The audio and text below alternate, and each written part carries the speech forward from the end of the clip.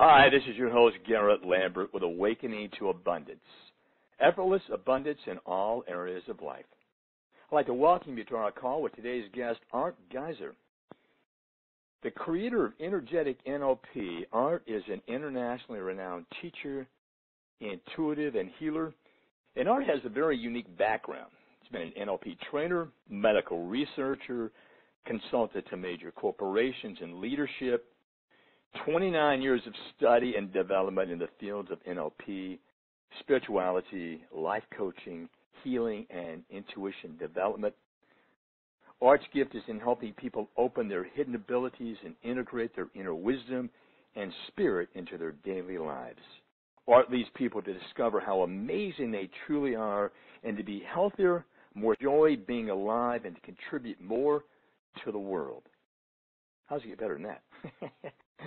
Today you're going to discover why the law of attraction only works sometimes and how to use it to create your authentic heart's desire. You're going to discover what the 5 authentic agendas in your life are, why it's difficult to manifest what you want if those agendas are not in alignment. You're going to be guided in a process to create alignment between your 5 authentic agendas, and you're going to discover that your unconscious mind is a secret coding system. If you don't know how it works, it can actually interfere with your abundance. Art, I'm excited about this call. Thank you for joining us today, and welcome to the call. Well, thank you. It's my pleasure, and I'm honored to be here, so thank you.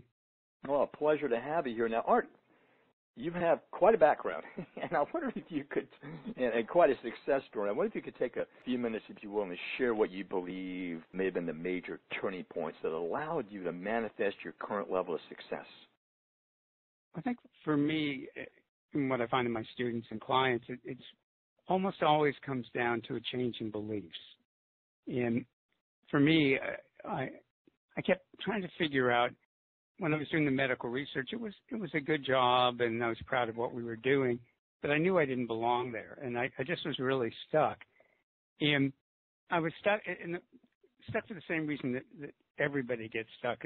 No matter what's going on externally, it really comes down to beliefs. And I remember talking to this woman. She'd been my first girlfriend in college, and she went, "Art, your problem is you're looking for a job that will fit you." And she goes, "You're kind of an unusual person. You're not going to find it. You're going to have to go out and make it." And at the time, I had never thought of starting my own business or doing anything. And when she said that, I knew she was right. I could feel the truth, and it planted a seed, though it took me a little while to do anything about it. And one of the things that I believe and that I help people open up to is synchronicity, and that we're incredibly guided and supported in life. And, we all have different beliefs about where that guidance comes from. You might think it comes from your unconscious mind or God or angels or the collective consciousness. But wherever you think it comes from, it's there and it's real. And I was starting to open up to this idea that okay, maybe I could find something or create something that would be really a good fit for me. And I saw a poster on a bulletin board, and it said neuro-linguistic programming. And I literally it felt like a lightning bolt went straight down the midline of my body. And my father was an early computer guy. I was into science when I was even a little child. And I'd always loved the logical part of me. And the logical part of my mind went, "What was that?" And the other part of my mind goes, "What do you think that was?" It was some kind of sign or message. And I didn't think that way at the time. But right. And that's what got me into NLP. And I found it for myself and other people, if you're open to it, you'll get messages in all kinds of ways. And they'll be unmistakable. They may be subtle, but they'll be unmistakable.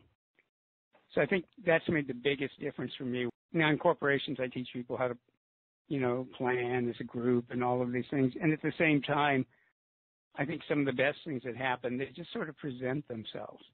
And then it's our job to pick up on it. I mean, to take a very business example, when Steve Jobs and Wozniak started Apple Computer, they weren't trying to start a computer company. They were just making these motherboards for computer enthusiasts. And then opportunities kept opening up for them, and they took them. And I think that for a lot of successful people, some of them plan it all out, but for a lot of us, it's about being alert to the opportunities and then going for it. and believing that we'll be supported in that, even if we don't know how in the world it's going to work. Wow, that feels profound to me, I'll tell you that, because, opening up to what else is possible when there's messages all the time that come to us, and like you said, it's just being aware and being open to them. And I'm curious about, how did you come to develop Energetic NLP? It's fascinating, because I'm a master NLP trainer, and you talk about some things that I love the way that you phrase these things, because you seem to combine the elements of, if I can use this word, spirituality with our understanding of science and how this all works together. And I really love your heart. And so I'd love for you to just, how did you develop Energetic NLP? In probably a less linear way than I should. After I saw that poster, I started studying NLP, and 5 minutes into my first class, I knew I was in the right place. And the funny thing was, I'd always believed all my life that my path was just going to appear. But, as I was getting older and older, I thought, well, maybe I'm just conning myself. But it did appear. And I started with a really advanced class because it was, I just felt compelled to take whatever was up. And it was like 2 5-day sessions and an advanced NLP and Ericksonian hypnosis. And I was one of the couple people out of about 60 that didn't know anything. And when I came back for the second 5 days, and we would work with each other in exercises, all these people were coming up who were very good at NLP and therapists and psychologists. And they were going, that work you did on me, it changed my life. And I would respond like, really? Probably in that tone of voice. And so I realized, I love this, and I'm changing people's lives, and it's just the most fascinating thing I've ever heard of. So then I went back and started taking the basic practitioner course, but I had met a lot of people through the advanced course, and there was an opening in Leslie Cameron Bandler's research group, and I was allowed to come into that. Everybody else was like trainers and master practitioners, and I was the new guy. It was an amazing learning experience. And we developed a lot of incredible things on emotions and other things. But I'd always been interested in ESP and dreams and psychic phenomena. And I'd done a little bit with it and had some amazing experiences, but not intensely studied it.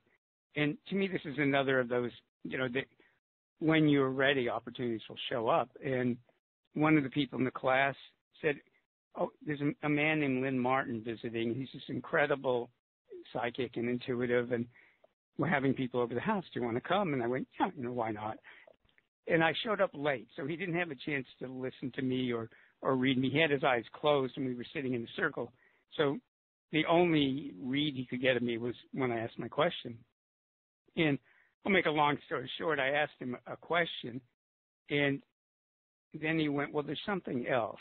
And he proceeded to tell me my greatest fear that I had never mentioned to anybody. And it might not have sounded like that big a deal to anybody else, but I was like stunned. And then he goes, you don't have to worry about that.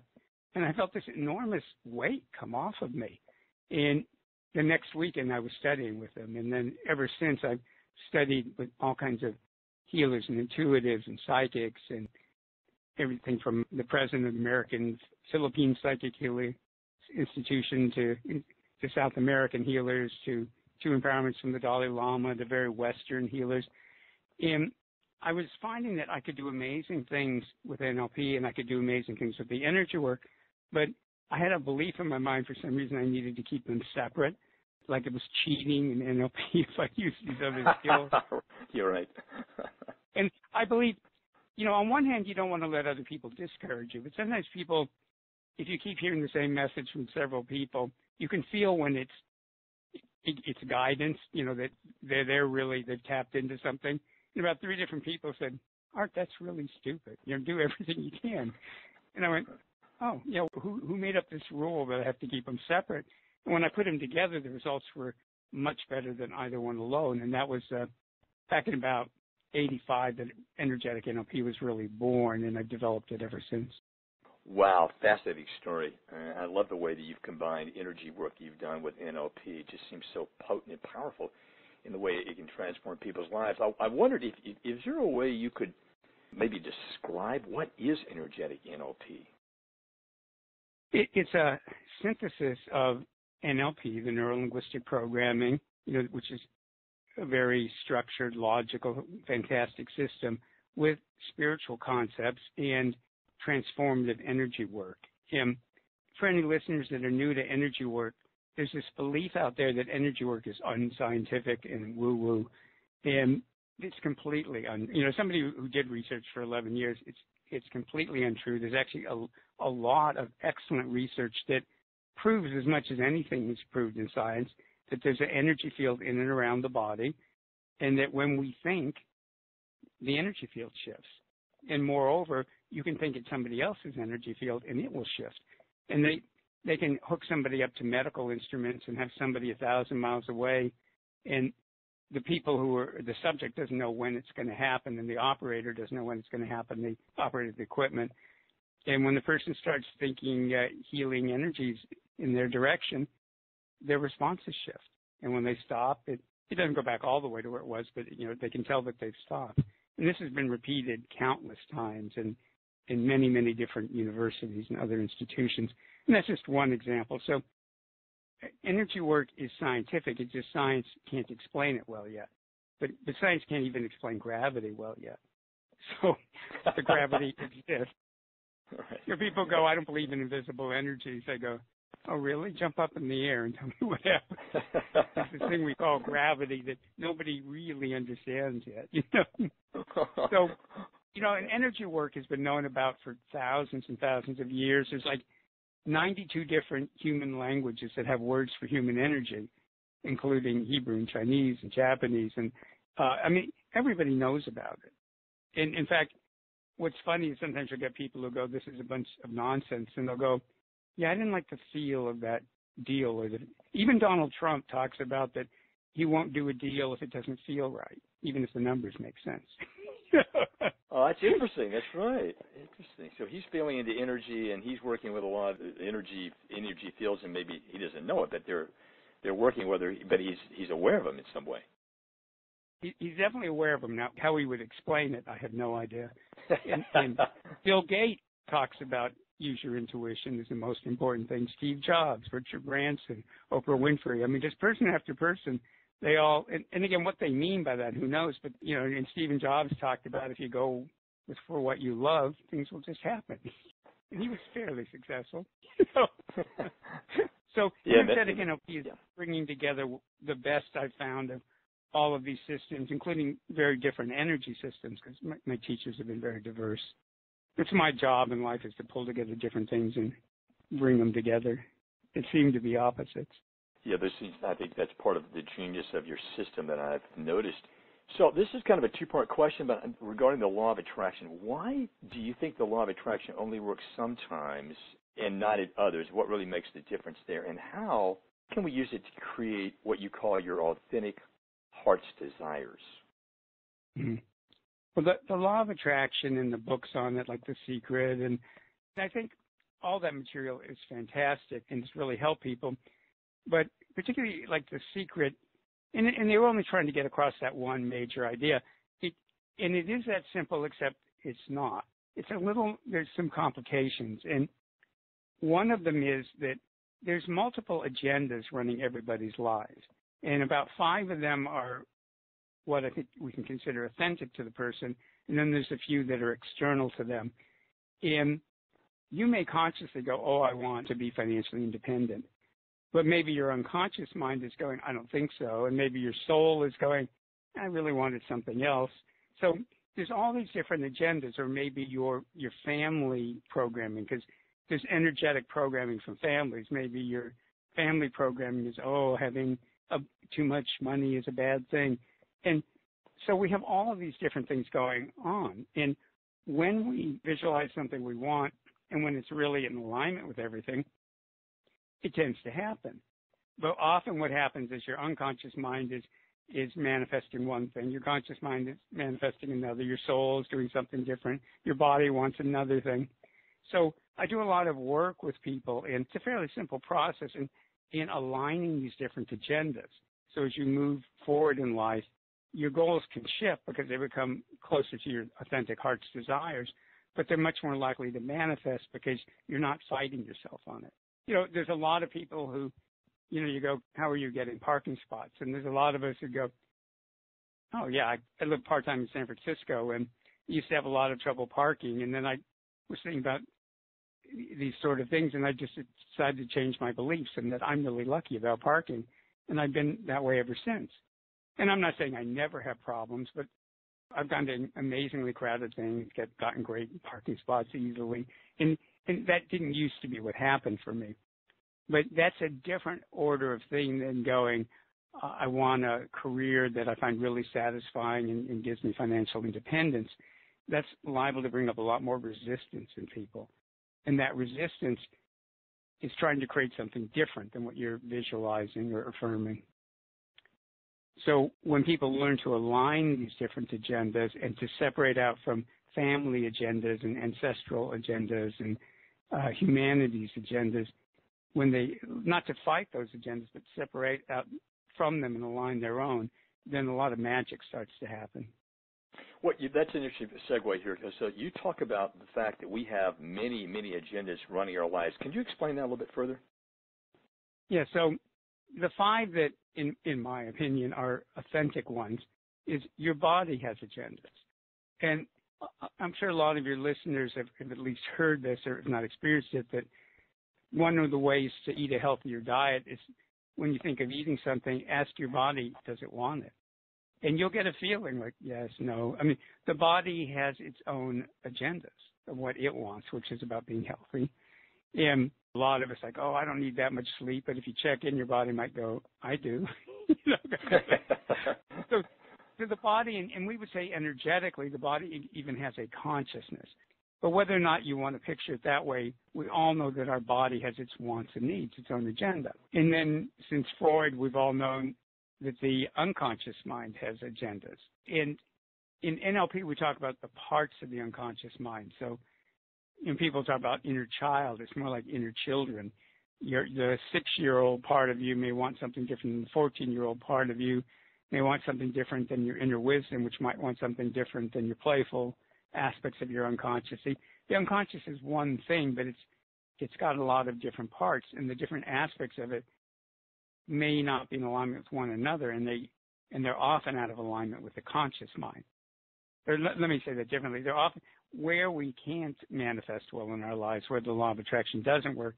One of the things to first look at is your unconscious mind in conflict with what you think you consciously want. So there's the body's agendas, the unconscious mind's agendas, the conscious mind's agendas, then the agendas of a person's soul, and the agendas of a person's spirit. Now, in my workshops, I go a lot into what the difference is between soul and spirit. So I'm going to give you a very quick attempt at it now. A lot of different spiritual and religious systems make a differentiation between a person's soul and a person's spirit. And unfortunately, like almost everything in energy work and spirituality, people use the same words to mean different things. So for anybody listening, if I'm using the terms opposite of the way you think of them, then just switch it. But if you think you have a physical body and then you have an energetic self that's in your body, but also bigger than your body. And I need to say, when you talk about energies, lower and higher is not inferior, superior. It's just different. So higher energies are not better than lower energies, but they're different. Well, what I'm calling the soul is the lower energies of your non-physical self. And what I've learned over the years is people's souls have issues. And I used to wonder when people would talk about they did soul healing work, and think, well, souls are perfect and beautiful and fine. Why do they need healing? And what I realized later is I was thinking of what those people call spirit. The soul at a lower level is similar to our human personality in that it has issues, it's had traumas, it has wants and desires and needs. When you get to higher frequencies, you get to an aspect of your non-physical self that I'm calling your spirit, and that's the part of you that really has the 90 million mile view, and it has total concern about our personalities and our human life, but it has this big picture, and sometimes it's got such a big picture that like, oh, you want to struggle? Well, okay, you'll learn stuff by that, or you want to be abundant? Like, well, that's okay too. The spirit tends to be very permissive for the most part. Permissive in the sense that it sees the value in all kinds of human experiences. With the soul, it tends to be very opinionated, and it can be very blocked. Your soul might be convinced that you need to struggle. And while you may have consciously gotten out of that old belief system and believe that life can be abundant and easy and flowing, not problem-free, but abundant, easy, and flowing, but your soul might not be in agreement with that. And then the spirit typically can line up with a lot of things, so it does have its boundaries and limits. The first time I really noticed this, I was working with a woman who's a very nice woman, very talented, attractive, fun to be with. And she tended to get in relationships with men that either didn't go very far or she'd stay with them a long time, but they really weren't great relationships, by her opinion, not just my opinion. And I was working with her energetically, and her soul and her spirit kind of showed up, and I'm speaking metaphorically, and her soul was going, but I wanted her to learn to be independent. And if she gets in a strong relationship, she won't be as independent. And the spirit was kind of going, well, I can go either way. kind of thing. So we started working with her soul to see if she could learn to be independent and have a great relationship. And that was like the first time that I realized, because usually when I work with people, they get miraculous results. And sometimes when they wouldn't, I'd go, no, why is this not happening the way we would like it to? And more I would see that the soul might be out of alignment with it, or part of the unconscious, of course. And that's why I developed this process that people can do that's a very simple way to start aligning the 5 authentic agendas. You know, one of the things that fascinates me about this, because I've never really heard somebody talk about this thing called the 5 authentic agendas like that. I wanted to add one thing. There are other agendas that are affecting people's lives, as I mentioned. So one is your families, your family and your ancestors. Energetic programming is literally passed down from generation to generation.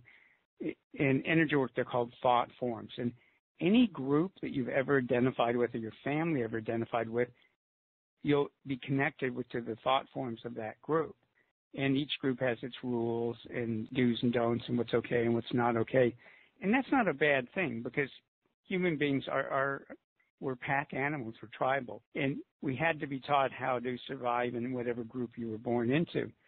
And our parents didn't realize it, but they were programmed that as soon as you're in the womb, they started programming you energetically. I mean, again, they're not aware of it. And the programming wasn't necessarily even what they believed. It's just ancestral programming. So that's another agenda. And in my work with people, the idea is to respectfully disconnect from that.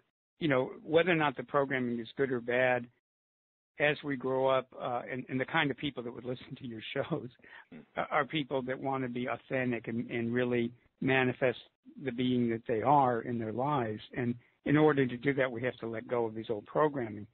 Now, if you're in agreement with any of it, that's fine, but make it your own programming. It doesn't have to exist as this imposed programming.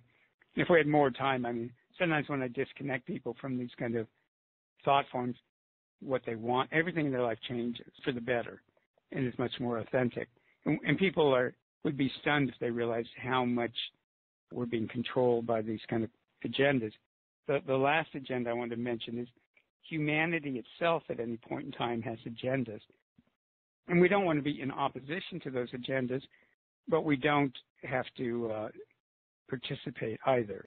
So right now, this is a time of great change and opportunity in the world, and a lot of chaos and disruption. And we don't have to be part of the chaos and disruption part of it. And it's why, no matter how bad a recession is, some people do better than they've ever done. And not because they're doing something wrong or cheating or something, but they're just not participating. And you'll hear some people say, like, well, I decided I wasn't going to participate in the recession. At first you think they're crazy, but then, or I've heard people in real estate go, well, I know real estate's really bad right now, but I refused to join in on that, and I've done fine. They made a new choice, didn't they? Right.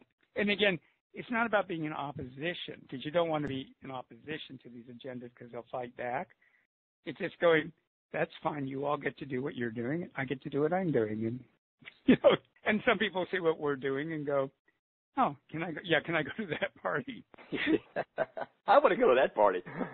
So will you underscore again, Art, if you will, for our listeners, just the 5 authentic agendas again, and how can we actually align them?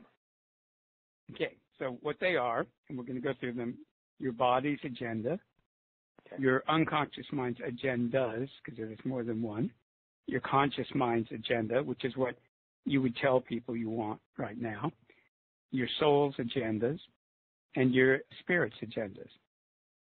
So we're going to go through an energetic NLP process to align these 5 authentic agendas. I'd love to know, how do we align these bad boys? Well, I'm glad you asked. I just happen to have a way to do it. So a couple of general comments about doing this. One is that I'm going to describe this as a visualization. It's absolutely fine if you don't visualize it. If you visualize it, that's great. If you think of it in words, also great. If you just get the feel of it, also great. If you just pretend it's happening, it will work. In Energetic NLP, the main thing is having intention and giving permission. So if everybody gets clear that they want their agendas to get aligned now, and that they give 100% permission for that to happen, that's really all you have to do consciously. And again, I will describe this as a visualization, and just know that your inner self can follow along with it without your conscious mind having to visualize it. If people want to remember what I'm saying, they can keep their eyes open. If they're more comfortable keeping their eyes closed, that's wonderful. It'll work either way, eyes closed, eyes open. Yeah. But and though you do have to give your permission in order for this to occur. Is that correct? I just want to underscore that. Yeah. So if somebody doesn't want to, that's fine. If you want your agendas aligned, they have to give permission, and have to have the intention and get permission for it. And something I want to make clear, in Energetic NLP, we always think of it in terms of what we call the miraculous self is in charge. So my job is to bring in energies to help people, but not to decide what they need. Not to have that kind of arrogance of, I know what they need. I have opinions, but that doesn't, their opinions are better than mine, or their inner wisdom and their spirit are far beyond my opinions.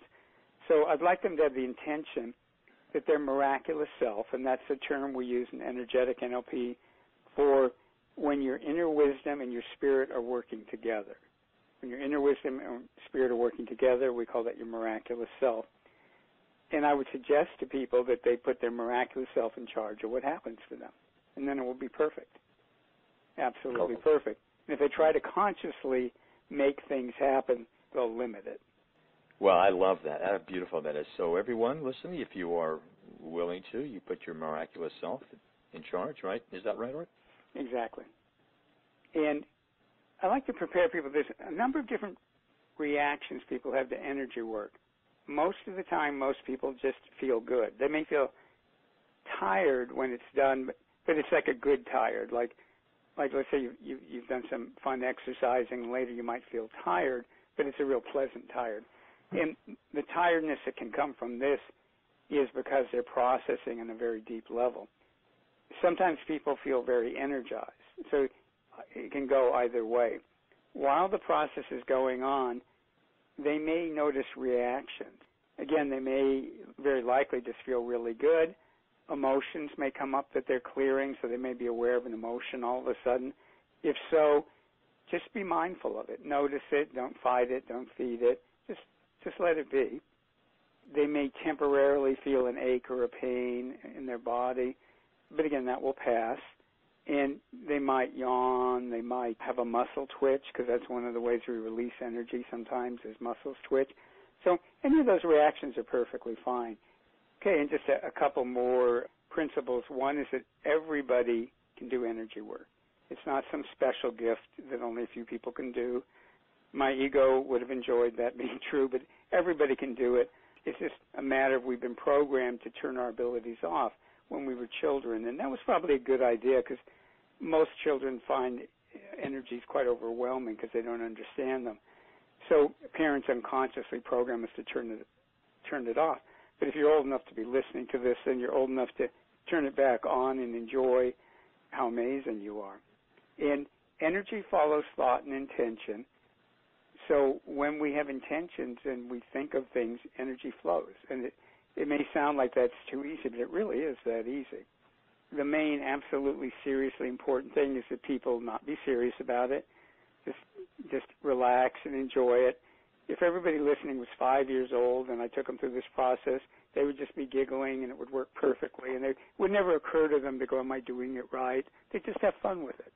So bring out your inner 5 or 6 year old and just have fun with it. And in fact, it's perfectly fine if the people listening, if a lot of people go to kind of an altered state, and because the energies are going to be pretty high frequency. And if you do that, that's fine. Just know that your miraculous self is doing the work. Okay? Great. Thank you. All right. So the process is easier than all that explaining. So I'd like everybody to get comfortable. And again, eyes closed is what most people do. If you want to be more alert, then keep your eyes open. Allow yourself to have a couple easy, deep breaths. And let's imagine that we're somewhere where it's like a beautiful starry night. Everybody's been to places, sometimes up in the mountains or in places away from cities where the stars are just fantastic. So imagine yourself somewhere where you feel very safe and comfortable and where there's this beautiful starry sky. And let one of the stars come down and let it stay tiny and let it twinkle in front of you. And just set the intention that that star represents your bodies, the wants and needs of your body's agendas. So the first star is your body's agendas. A second star comes down, and when you look at this star, it has little tiny stars inside of it, because this star represents the agendas of your unconscious mind. And the different aspects of your unconscious mind can have different agendas. Let a third star come down and let it represent the wants and needs, the agenda of your conscious mind. And this is what you would tell people that you want in your life. The fourth star that comes down represents your soul, the wants and needs of your soul. And the fifth star that comes down represents your spirit and the wants and needs of your spirit. Now let the 5 stars form into a circle. And there's a concept called dialogue. And what dialogue is, it's different than conversation. In dialogue, people take turns and everybody fully expresses. And when they're expressing, everybody else is just fully listening. And you keep cycling through between fully expressing, fully listening. And people don't debate each other. They just talk about things. And when this is done in organizations, even in very straight-laced organizations, it usually starts off a little chaotic, but then something magical happens and people solve problems. People can start off with completely opposite agendas, and as they continue to dialogue, they find a common agenda that they can all support. It happens pretty much every time. It's quite a magical process. So let these different aspects of you, the 5 stars, start dialoguing with one another. So they're taking turns fully expressing, fully listening, fully expressing, fully listening. And out of that, they're going to create an aligned agenda. Now, I like to entertain myself. I imagine as they're doing this that the star that's expressing twinkles brighter. You know, and I encourage people, anything that amuses you, go ahead and put that in. And as that process starts, we're going to help it. So all over the earth, they talk about energies that they call Mother Nature, Mother Earth. And everybody has felt that when you were out somewhere in nature or in a field or by a stream or by the ocean, up in a mountain. You feel this wonderful nurturing energy. So let that wonderful nurturing energy come up from the heart of the earth into your circle of stars so that the earth is healing and nurturing and helping to manifest this aligned agenda. And then let another star come down and let it be above the circle of stars. Now this star represents, according to your own beliefs, you might say it's universal mind, you might say it's God, you might call it source or spirit, You might call it Allah, Buddha. You might call it Vishnu or Shiva or Brahma. We have all kinds of different names for spirit. And whatever your beliefs are, and your beliefs might be that just a collective human consciousness, imagine that star is shining down guidance and help and support and healing to your 5 stars and sending down energies that will help manifest your aligned agenda. So you have your 5 stars in a circle, energy coming up from the earth, and energy coming down from the star above, helping the 5 aspects of yourself to dialogue and to start creating an aligned agenda.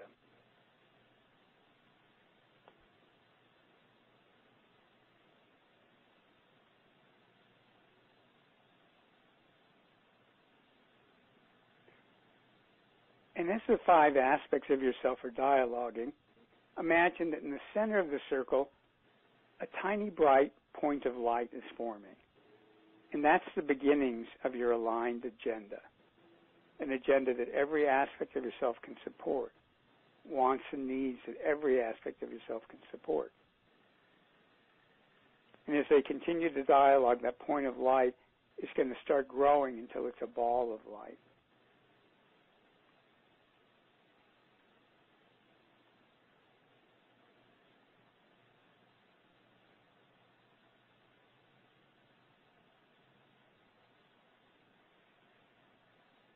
And it's good to take a couple easy deep breaths and just relax. Let go of conscious control. Let your miraculous self, your wisdom and spirit be in charge. The less you try to be aware of it consciously, the more you just allow it to happen, the more wonderful it will be and the more miraculous it will be.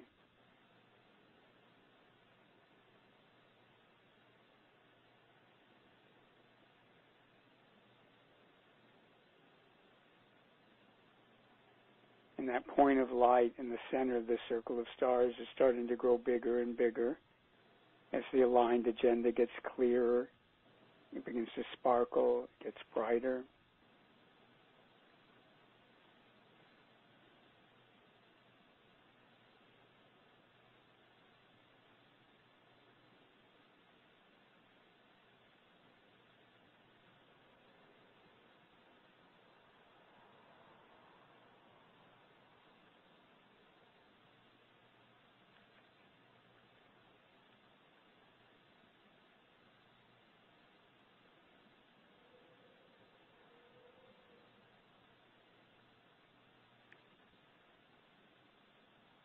And then take that ball of light, that aligned agenda that's in your circle of stars, take it and let it come in and enter your heart. And from your heart, the energy of it spreads throughout your body and throughout your energy field, which is in your body and all around your body. And imagine that every cell in your body is now beginning to resonate in alignment with this aligned agenda. So every single cell in your body is aligning with it.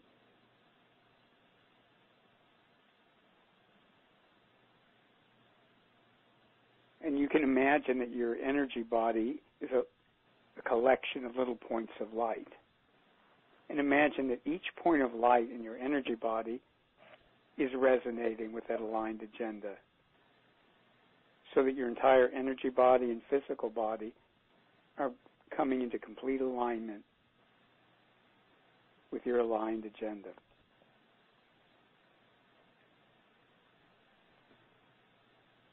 And then the 5 stars that were in front of you, just dissolve that image and let the energies go back wherever they should go. And ask your miraculous self, your wisdom and spirit, to bring more of your authentic energy into your body. We get so clogged up with other people's programming and energy that it literally shoves part of our real self outside of our body and energy field. So allow your true energy to come back in your body and energy field.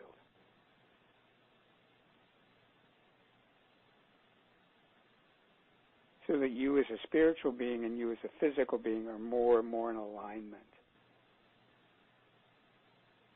and more present.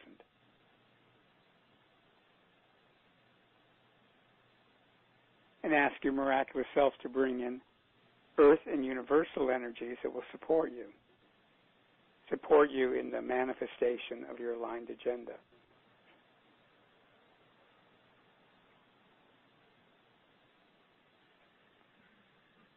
An easy deep breath. And imagine a ball of light in front of you. And that ball of light is a symbol. And the great things about symbols is they mean whatever you want them to mean. The same symbol can mean different things at different times. Let this ball of light represent that you have awakened to abundance, that you have awakened to abundance,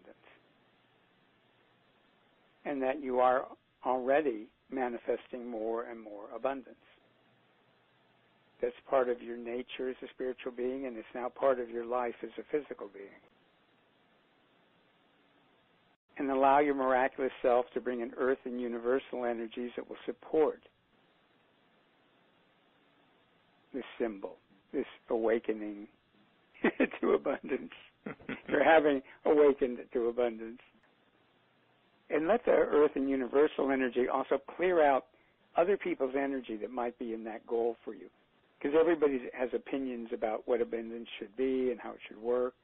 Just clear out all their stuff and let your inner wisdom and spirit fill it with your wisdom and your spiritual information, which will always be better than other people's opinions.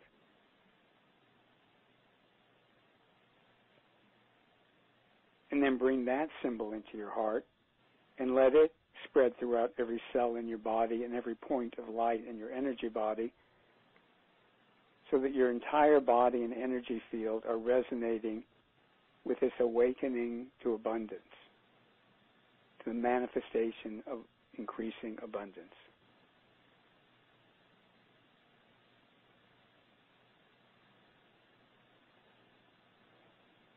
And then ask the earth to really ground you and connect you to the earth. Take a few easy deep breaths, and it can be good to pat your body, stomp your feet, and come back into being physical. You might want to lightly stretch, or just lightly. And just in case I forget to mention this later, after doing energy work, it's really important to drink water, because these energy processes, they don't end when the process ends. They usually go on for at least 24 hours, often longer. And when people are sleeping at night, they really, part of the time they'll really be processing this. And all this processing actually causes physical changes in the body, and the body releases things. So if you drink water, that will help just clear all of that so that you'll feel good. Because if you don't clear all that, it can make it a little uncomfortable. But if you drink water, it'll just leave. So how you doing there, Garrett? Oh, wow. I'm back. I was patting my body. I drank a lot of water. Hopefully nobody heard me do that. Oh my goodness. Oh, my goodness. I imagine that people felt some tremendous and transformational changes in their body. I know I certainly did in mine. And how incredible that was. Such a beautiful process, Art. And, oh, my gosh, my brother, I could spend, and I'm sure our listeners could spend all day listening and speaking to you, and I don't have a lot of time left. So I've got a couple of questions that I promised our listeners we would get to, and I'm going to ask you in just a minute if you have any other exercise you could share with us. So I'll have you reflect on that while I'm going to ask you a question about the secret coding system. I've never heard this spoken about before. You speak about a secret coding system of the mind. So could you explain what that is, part one? What is it, and how does it affect people's ability to create abundance? Well, I love talking about this. And when I talk to my fellow NLP trainers, they all go, gee, I've never applied it to this. The basic idea is that the developers of NLP, one of the questions they ask themselves is, well, people think something, and then they immediately know how they're categorizing it. And how do they do that? So an example would be, you think of certain things and you know that they're true to you. You think of other things and you know that you're not sure or you doubt them. Your unconscious mind has developed a way to code your thoughts so that you instantly recognize them. And this happens outside of our conscious awareness, but you instantly recognize this is something I believe, this is something I doubt, this is a memory, this is a fantasy about the future, this is something that's happening now, this is something I like, something I don't like. And again, the NLP term for this coding system is submodalities. The reason it's called that is in NLP we talk about the different sensory systems being modalities. So there's your sight, there's the visual modality, the auditory modality, what are called kinesthetic or body sensations. There's even tastes and smells. And the unconscious mind has created submodalities, which are coding systems. So, for instance, if people start paying attention, if they think of something that they believe, if they have a mental image of it, that mental image will appear to be somewhere in their visual field. It might be right in front of them, or it might be up to the right. It might be close. It might be far. It might be very detailed and clear. It might be very fuzzy. And if they compare that with something that they're really unsure of, usually the picture will be in a different location in their visual field because that's part of the coding system. And maybe the belief will be clear, the doubt will be fuzzier. One might be color and one might be black and white. So they'll have different characteristics. Or if you're paying attention to your internal dialogue, beliefs may have a different voice than things you're not sure of. And it may sound like it's coming from somewhere different. So belief might sound like it's coming from right above your head, and a doubt might sound like it's coming from behind you, for instance. Everybody's a little different. And what I discovered is a lot of people, when they're doing their visualizations of what they want to manifest or they're doing their affirmations, they have it coded as a fantasy, not as something that's happening or will happen. It's coded as a fantasy.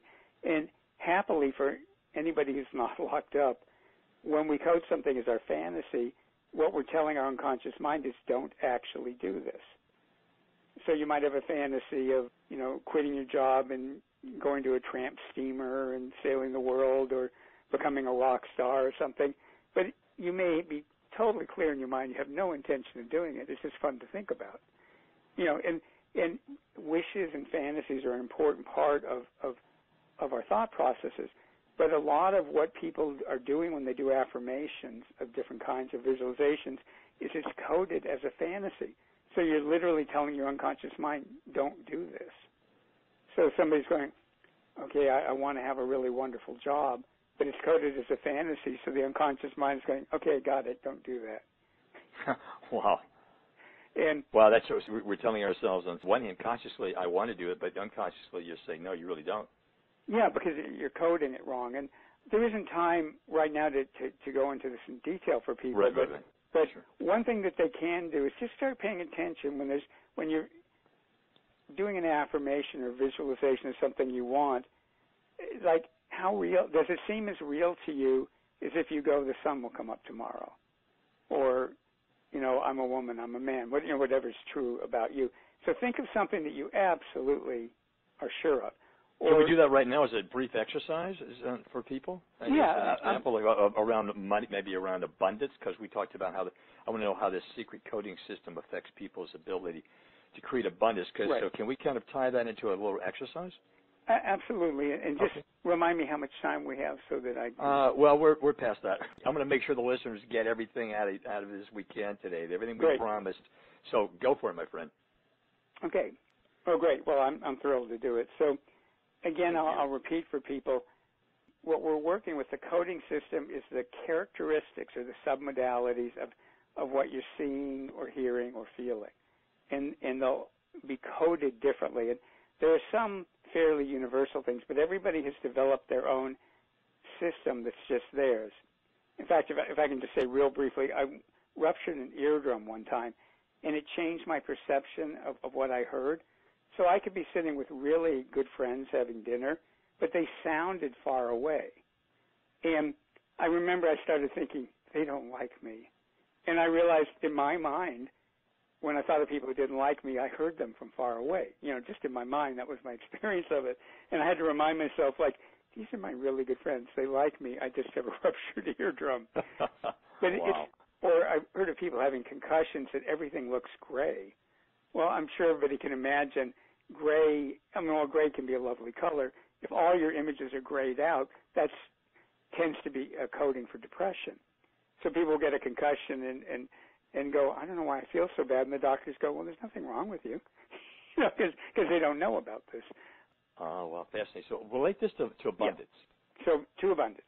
And to start, though, I need to take a simpler topic. So I'd like people to think about something that they know they're going to do. So it could be, and the simpler the better, like brush their teeth. Like they know tonight or tomorrow they're going to brush their teeth. Or it's just something that simple. They're going to take a shower or take a bath.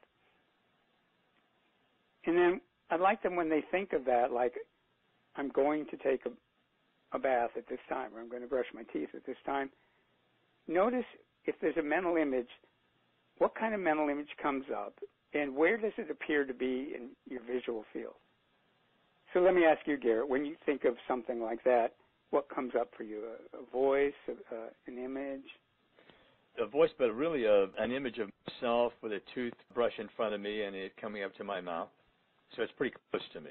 Great. So it's pretty close to you. Is it clear or fuzzy? It's clear. Great. It's clear. Is it fairly detailed? Or? Yeah, it's pretty detailed. Yeah, it is. It's clear and it's close to me. So let's start with those. It's close to you. It's clear. It's detailed. Now, just put that image away and think of something that you know you're not going to do. Or think of something that's a fun fantasy, but you have no intention of doing it. Okay, so all the listeners on there, I'm going to be sort of the universal example here today for you guys. So while Art's taking me through this, you guys use your own experiences. You know, you take whatever that is for you, and you substitute what I'm saying for whatever's true for you, whatever images you're using. Yeah. Is that right, Art? Exactly. Okay. Thanks for adding that in. You bet. So think of something that I know for sure. You said. Yeah. So for me, it might be, being a rock star and singing with, somebody famous. It's like, it's a fun fantasy. I have no intention of doing it, but it's a fun thought, So think of a fantasy right now that I'd love to do, but I know that I'm not going to do it. Yeah, I mean, you'd enjoy it. It'd be fun, but you have no intention of doing it. Okay, all right. So all the listeners, you think the same thing right now, and let me think of something. Okay, got one. Yeah, I'm going to be an astronaut and fly to Mars. Okay. Great. Now, this image, where does it appear to be? It appears to be far off and to the left. Okay. So things like close or far off can be important parts of the coding system. So the one you are going to do was close. The one that's just a fantasy is far off to the left. Is it clear, and there are a lot of details, or? No, it's hazy. Hazy, yeah. Probably less details. Less details, definitely. Yeah. Definitely less details. And that would be all you would need to know for the two differences. And for people that are more aware of their auditory, if you go back to the first one, is there something you would say to yourself about it, like, oh, I'm going to brush my teeth? Yeah, I mean, for me, yeah, I'm going to brush my teeth. Yeah, I'm going to do that as soon as I get off the phone. So, yeah, there is that voice in my head says, I see the toothbrush close and I hear myself saying that I'm going to brush my teeth. Yeah.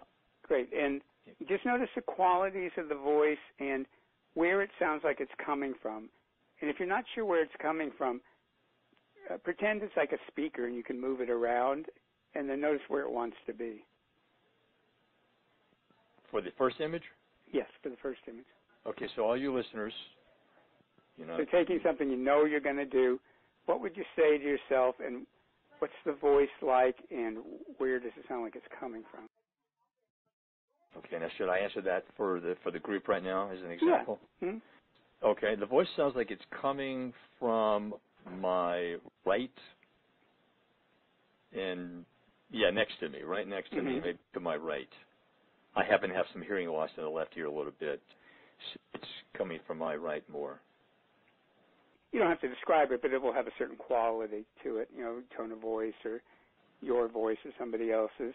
Mm-hmm. And just let that fade away and then go back to your astronaut fantasy. And what would you say to yourself about that, and what's that voice like, and where does it come from? I say, you got to be kidding. It looks like fun, but you crazy. Yeah. And where does the voice come from? The same location to the right, or? Actually, it's coming from the left. Yeah, that's quite common too. Oh, okay. In fact, people that are in theater, they've known this kind of thing in theater. Like classically, the protagonist would come in from the right, the villains would come in from the left, from the audience perspective. The protagonist being the hero or the heroes, yeah. The heroes come in from the right, and the villains come in from the left, and just a lot of things.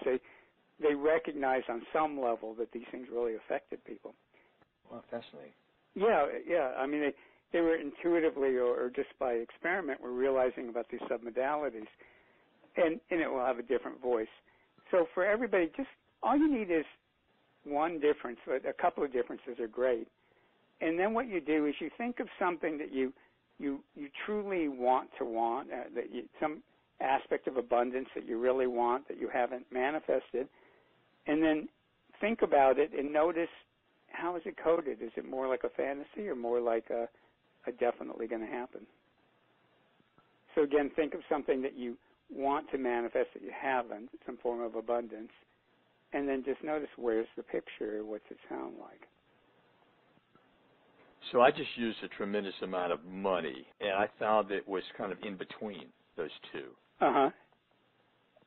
Very good. And a lot of people probably find that they'll either be all the way to a fantasy or it'll be in between. So listeners, where is it for you once again? Yeah, where is it located? What's the qualities of the picture? If there's an internal dialogue, what's the qualities of the internal dialogue? Where does it sound like it's coming from? What kind of a voice? You know, is it your dad going, you can't do that? Or what? Not blaming your dad, but even if he deserves it. Yeah. Well, my father was always encouraging, so. Mine too, yeah. Some of us were lucky. Yeah, exactly. So there'll be a voice, there'll be the picture. Just notice the quality of the picture and the quality of the voice. That if there is a voice that's associated with that picture, is that right? Exactly. Okay. And it might be their voice and just the tone's different, or it might not be. Might be somebody else's voice. Okay. And remember, listeners, you can always pause this and listen to it and really give yourself the time. Yeah. So you can pause it. When you're ready, what you do is you repackage it. So if it's an image like your one that's in between, you just take the image and push it way off into the distance.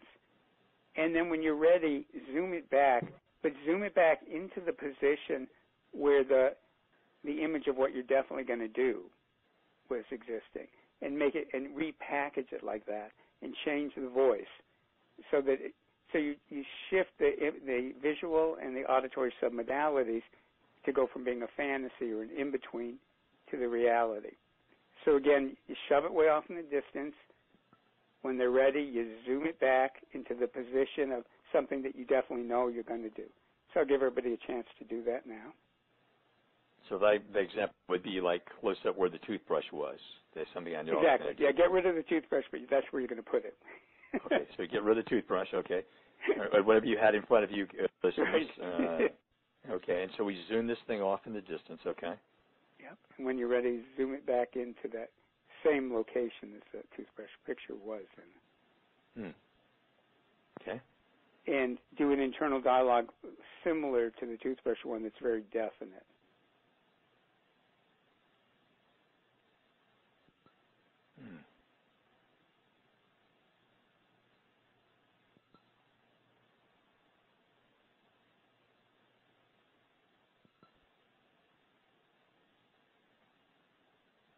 Wow. How did that go for you? You know, it brought tears to my eyes. I mean, it's quite emotional, actually. It really caught me off guard. Yeah. I didn't expect this. It just made me feel really very emotional. And I heard this voice that said, you can do it. Wow, that was... These submodalities are so simple and they're so powerful. When I first learned about submodalities at all, I just read about it, and I was going to this NLP study group, and I went, there's this new process that I think I understand it from the description. It didn't even give the steps, And we all went through and took a limiting belief and changed it, like boom. And they stayed changed. They didn't go back. Oh, how so beautiful. So this, oh my goodness. I mean, I want everybody just to be with whatever experience you had yourself, whatever that was for you. And you can do it, I guess, more than once, couldn't you, Art, if they Absolutely. felt like, okay, and they could do well, it what more they can do is they can check on it when they think of it in the future. What is it? How are the submit? Where is it? What's the submodalities? And if it's shifted, then just keep doing it. You know, because it doesn't take long to do. Keep doing it until it really is solid. And it doesn't matter if you do it, if it happens the first time or if it takes 10 times. I mean, what difference does it make? Each time you'll move closer to it. And it's a simple, easy thing to do, and they can just listen to the recording. Oh, that is gorgeous. Oh, my goodness. Oh, that was very, very potent and powerful, Mike. Thank you so much your for energy that, Art. looks great. Oh, You're really man. moving. Oh, thank you so much, Art. And Right. I wanted to give our listeners the full boat here of everything that we promised we were going to give, and as usual, over-delivered, and I'm so grateful. So, Art, as we move into another section here, and goodness, I mean, we all have experience of this today, I imagine. I'm curious about what's possible for the people who are listening here today.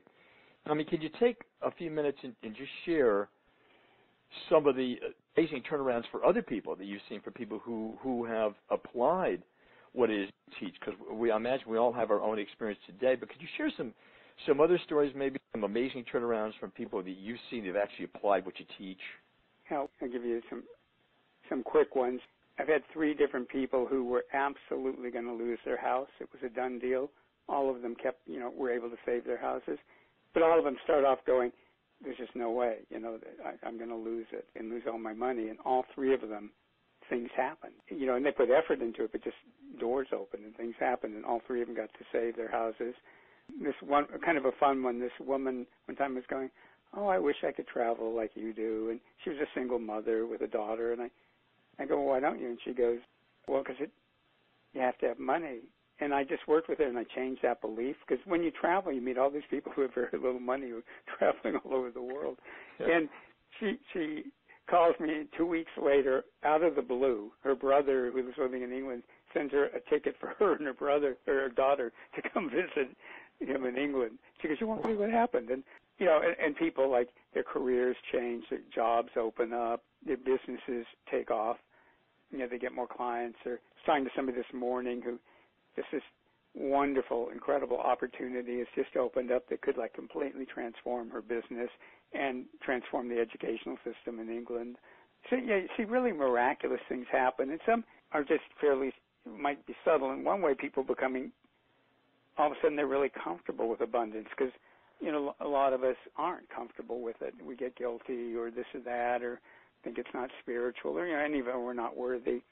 And all of a sudden, they just get comfortable with abundance, whether it's abundance in relationships or abundance in health, abundance in financial, whatever type of abundance, in career and success.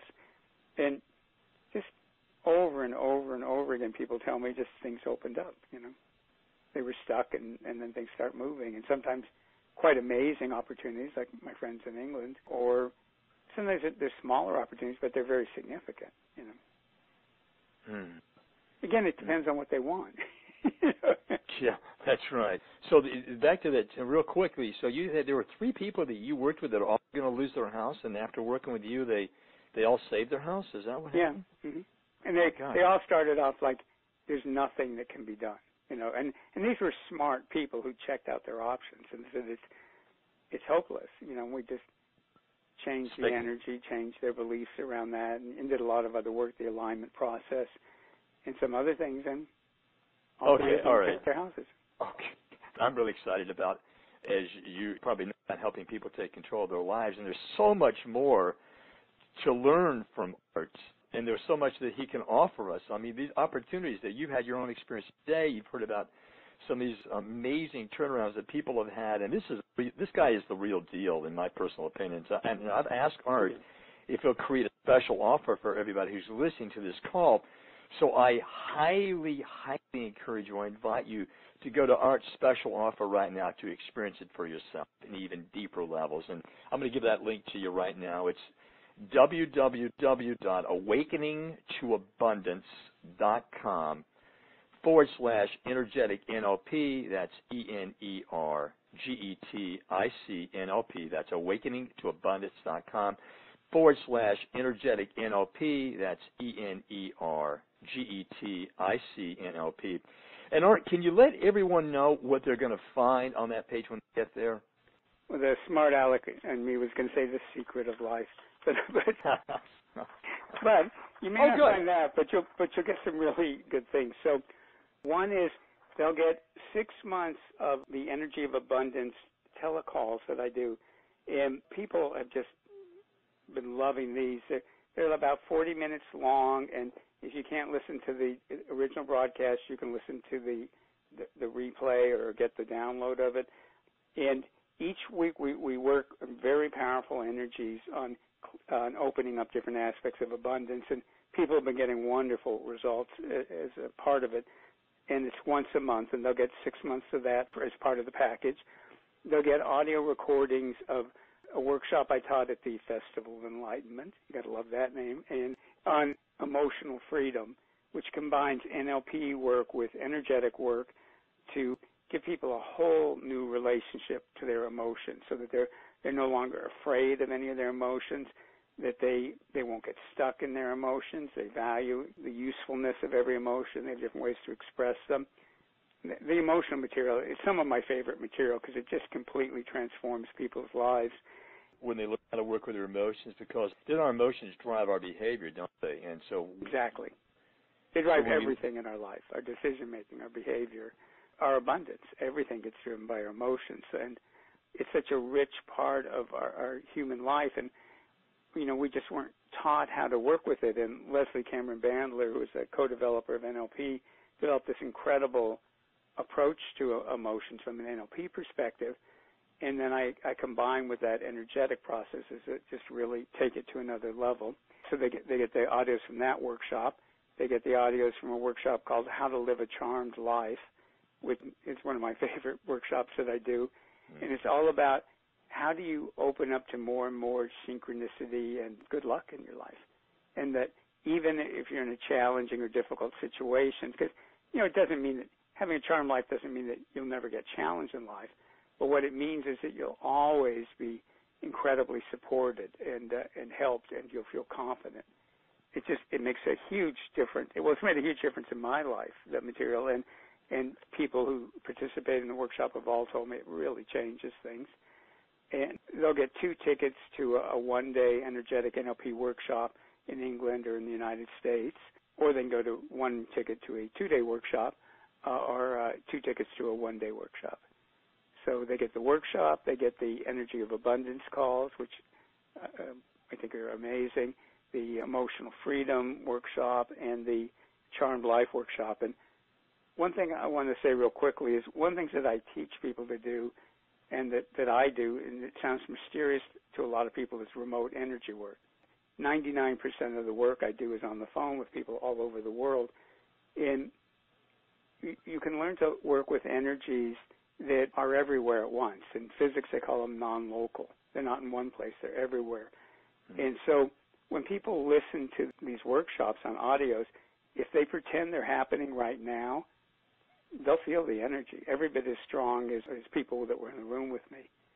In fact, somebody told me recently he was listening to one of my teleworkshops, and he was actually working on the computer, and he just had his phone near him, and in the background it was going on. He said, all of a sudden, I had this huge emotional release, and my eyes teared up, and I started shaking, and I felt this incredible release. And I looked at the phone and kind of went, oh, my God, it's real. This stuff really works. Yes. So they're recording the workshops, and you'll get good information, but you'll actually be able to work energetically in ways that release the old programming and blocks and open you up to the amazing person that you really are. So fantastic, Art. So is there any guarantee with this at all? Do you have any sort of policy there related to that at all?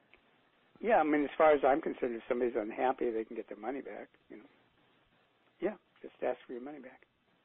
Well, there you go. How's it get better than that? Yeah. And the good news is that this stuff, you had a real experience of this today on the call with you, Art. And I'm so grateful that you're willing to join us and share some of these amazing processes with it. And it's just only touching the tip of the iceberg here with what's possible, because I know your work, and I know you're a humble guy, but I've actually gone on. You have some other information that I got a chance to take a look at, and it was amazing. I spent 2 or 3 hours just going through some of these processes myself before I joined you, and it was so powerful. So I just thank you so much. Do you have any final thoughts that you want to share with everyone before we go? Yeah, this can sound like just a nice thing to say, but what I want is for people to really get that every single person on the planet is this amazing spiritual being. I mean, all of us. We're all special. It's funny that we're all running around trying to be special and unique, and we can't help it. We are special and unique. We are these amazing beings, and what I want for people is for them to open up to that, to let themselves blossom and shine, and to let the world benefit from who they really are, and let themselves have a lot of joy in being alive. So that's open to everybody. Even if your circumstances aren't good, you can start opening up to just this amazing joy in being alive, and that's what I want for people.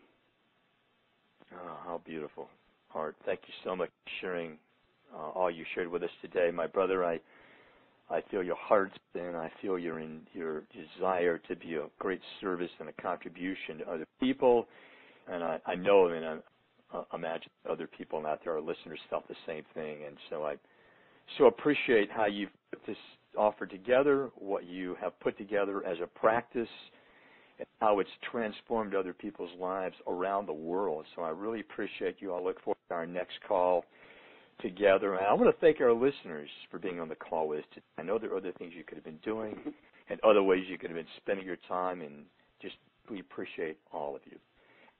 What you're doing, this program, this whole series, is such a service to people. So I want to thank you, and you create a wonderful energy around it.